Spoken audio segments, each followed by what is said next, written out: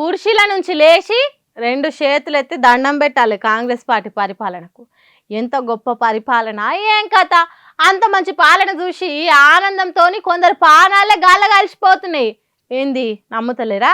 అయితే ఇగో ఈ వీడియో చూడండి, మీకే అర్థమవుతుంది.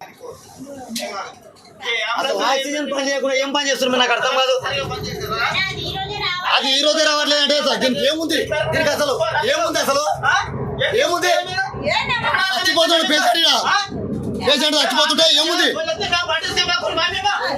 దానికి అసలు దీనికి ఒక అడ్డాలు ఉందా? ఇప్పటికే ఈ పాన ఇచ్చిర్రు 17, 18 పాన ఇచ్చిర్రు. ఈ దానికి 17, 14, 17 పాన ఇస్తే దానికి ఏమొస్తుంది చెప్పండి, నాకు తెలియాలి. చూసిండ్రా ఎట్లున్నదో కాంగ్రెస్ పార్టీ పాలన సక్కదనము. ఓ మనిషి సావు బతుకుల నడుమ దండ్లాడుతున్నాడు. అంబులెన్స్లున్న ఆక్సిజన్ ఓపెన్ చేసే దిక్కు లేదు. ఏమవుతుందో ఏం పాడో అని మనిషితో ఉన్నోళ్ళు భయపడుతున్నారు. అరే ఆక్సిజన్ పెట్టుండ్రి, శ్వాస ఆడతలేదట అంటే అది ఓపెన్ కాదు, డాక్టర్ లేడు. అంత ఆపతిలో చూస్తుంటేనే చేతిలో ఆయువు తీరిందట. మూసాపేట అనే ఊరు నుంచి మహబూబ్ నగర్ పట్టణానికి తీసుకుపోతున్నారట.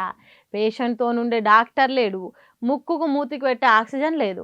పాపం తనలాడుకుంటేనే జీవిడిచిండట బొజ్జయ్య అనే రైతు. చేను కాడ పని చేసుకుంటే షాట్ల నొప్పితో బాధపడుతుంటే అంబులెన్స్కు ఫోన్ చేసిండట.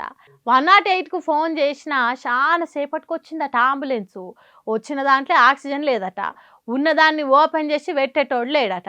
ఇంకేమున్నది, కాంగ్రెస్ పార్టీ గొప్ప పాలనలా ఓ బక్క రైతు పానం పోయింది. దావుఖానల మంత్రి దామోదరం రాజనరసింహ తెలంగాణ ప్రజలను ఇంత మంచిగా చూసుకుంటున్నాడు. ఇంత సక్కదనంగా ఉన్న అంబులెన్స్లను చూసి సంబరపడదాం. పోతున్న పానాలకు పగ్గాలేసి పట్టి గుంజి పట్టి మనుషులను బతికిస్తున్నందుకు పండుగలు చేసుకుందాం. ఇందిరమ్మ రాజ్యం వచ్చిందని పండుగ చేసుకుందాం. ఏమంటారు?